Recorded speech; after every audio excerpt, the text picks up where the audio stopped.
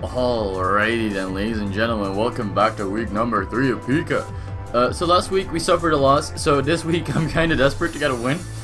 So I really need and want both this win. So you've seen the prep. If you haven't seen the prep yet, just look at the team builder, which I'll leave in the description down below. And here we go. So he leads with Arcanine. As I lead with Infernape, he gets out into him, and well, I'm just gonna toxic this thing, which we prepped for. He goes for Flare Blitz, he sees the Rocky Helmet, takes recoil damage, and now life is already looking good. So Infernape does what I wanted it to do and just take on the Arcanine. In comes Valley Ground, and I taunt that, and honestly, I don't think I would speed this. So I'm just gonna go into Bob and Spaghetti. What happened is he didn't give his Silvally the right item, or no, we did this on a custom game, so it was Silvally Ground. He was Silvally normal, but with the ground item, so we had to recreate it. But he goes and says, I'm just gonna go for a knockoff as he reveals the Choice Band. I knock off the Choice Band, and now I just go straight back into Infernape. As he U-turns, that does about 10%, and his Rocky Helmet, well, that is just lovely. So Silvally comes in. I have to get out there, and he parting shots on my Bob and Spaghetti. I comes Scissor once again, and I do think that I just really want to go back into Infernape right here as he U-turns again, and here he gets more Rocky Helmet. So Infernape already putting in work, right? It toxic the Arcanine, and it's chipping away the Scissor. But in comes this guy again, and I don't want to have any of that, so I'm just gonna go straight into Bob and Spaghetti. But he goes for a toxic. I'm not necessarily too fussed, but he goes for a parting shot after. Reason being why I'm not too fussed with Tangrowth being toxic is because he has Regenerator. So I went for HP Fire there because I wanted to catch the Scissor, because that was, well, a likely switch in. So gonna go straight back into my Infernape.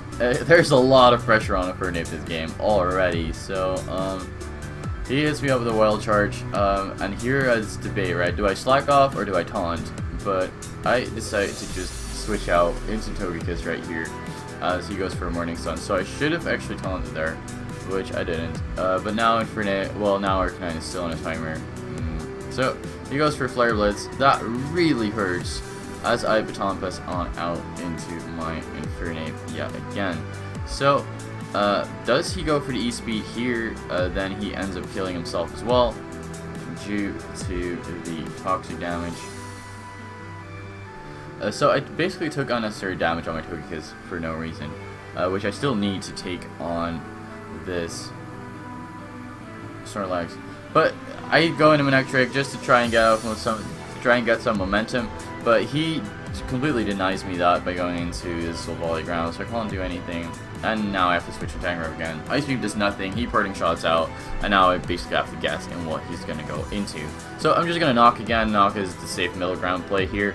And I don't necessarily have all that much for Scissor anymore. So I decide to go into Togekiss, just really as Death Fodder, which I shouldn't have done because I still need this thing for the Snorlax. But what I can do here is just probably Roost in Silvally's face, which apparently I opt against. So I'm just going to go into Bob and Spaghetti to just take on the Silvally Ground. That is my dedicated switch in. And now I just decide to fire off a stat move, probably. Yeah, there we go. So we get Giga Drain. So damage is racking up on Tangrowth as well, and he realizes it, but he's just going to parting shot with this turn because he doesn't obviously want to lose his Silvally and his main check to deal with Manectric. So I predict the switch out, go for a knockoff, and I'm just, yeah, this toxic damage is starting to rack up, so I really have to get out of there as I go into my Togekiss. So predicting him to set up at least one more turn. No, I'm just gonna Roost here, which seems like a safe play, but I can Roost off more damage than he can do to me, so he's gonna set up definitely this turn. Same goes for me, by the way. I'm just gonna set up an Nasty Plot as he sets up another Curse. From this amount of HP, he needs a very good roll to take me out, or I just need one flinch and then I'm definitely out of range. But he gets a shitty roll.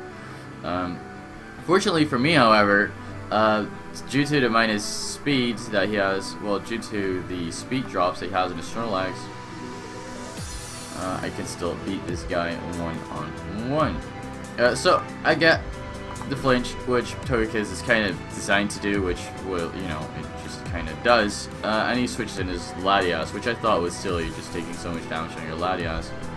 But he goes for the Healing Wish right there. I just stayed in. I probably should have doubled in a muck there. But he goes for Healing Wish, brings back his Snorlax to full HP.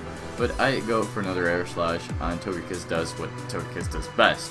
And that basically is to flinch things to death. So I get a crit here. He gets off the Body Slam, doesn't take me out because Togekiss is an absolute monster. But he's not gonna get off the rest once again. So he basically wastes his Latias and his Snorlax just to try and get rid of a Bob and flinch. So thus far, Togekiss has done exactly what, well, I could want from Togekiss to do, right? So at this point, I'm just gonna sack it, and I'm just gonna go into Muck right here, as I could have trapped that, but probably just gonna go for a knockoff right here on the Soul Volley. I do get the Poison Touch, which is just phenomenal, and I have a dedicated switch into this guy, which is my Tangrowth. And after the Soul Volley goes down, I don't need my Tangrowth anymore, so I'm just gonna send in Tangrowth, which is basically the death fodder. We've already seen that Scissor is choice banded, so I'm not necessarily afraid of that. And now he goes into his Comfy. Do you guys remember my setup sweeper? Do you guys remember that we allowed all the Z moves, including the ones that boost all your stats? And he just gives me perfect opportunity to do that. So I'm just gonna set up with Jirachi to +1 everything, and he's just gonna set up 1 Calm Mind, which doesn't end up mattering because, you know, I'm a Jirachi, I resist your stat moves, and he actually lived that, so I thought that was pretty respectable on Comfy's behalf. Comfy has been doing reasonably well for Bob this game, this season, but it's just not going to happen against me. I predicted switching to Scissor for some reason. I wanted to style on him. That was no reason to do that. I just should have made this one turn shorter and just gone for the Iron Head right there, because even had he gone into Scissor, that may have even died in Iron Head, but definitely Iron Head plus Fire Punch. So we came back, currently sitting at 2-1. So we're sitting alright, but you know, I still need to rack up those wins. We have a very tough division. You can already tell the division is kind of tough because usually all of these individual players that are in here do well. This time around, since there are a lot of division matches going on around at this time in the table, then on the schedule, we're quite even. Majority of people were 2-1 or 1-2. There was one team that was 3-0. There were 2 teams maybe that were 3-0, but that was about it. So everyone was 2-1, 1-2. So everyone was about there. So everyone was doing well, or at least not terrible. So these matches are hard. I'll give you that. But that's gonna be it for today. Hope you guys enjoyed, and I will see you guys tomorrow.